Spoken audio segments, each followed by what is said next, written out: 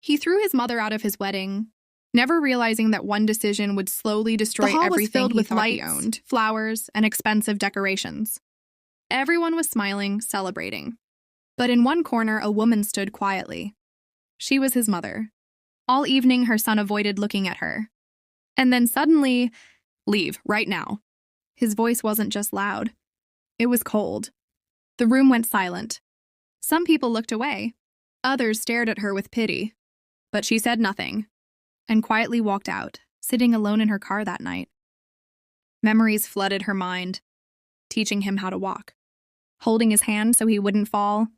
And now, she realized she had been holding his hand his entire life, even when he no longer needed it. At home, her hands trembled. Memories wouldn't stop. Her husband's death. Working double shifts. Giving up everything just to raise him. And one painful question remained. I taught him everything, so how did he become this?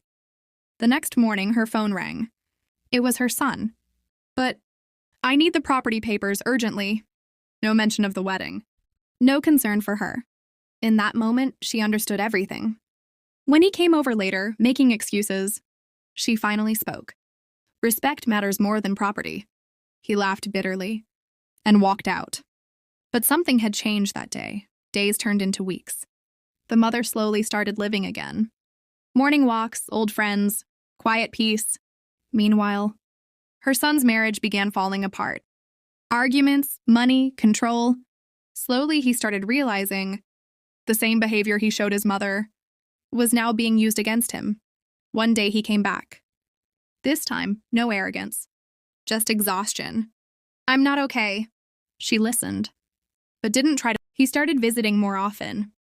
This time, no demands, no ego, only questions. How did you survive everything alone? She answered honestly. Strength isn't power, it's endurance. Slowly, his arrogance began to break. Months later, his marriage ended. This time, he didn't come for money. He came for understanding. I was wrong. She didn't forgive him instantly, but she gave him a chance. And the property?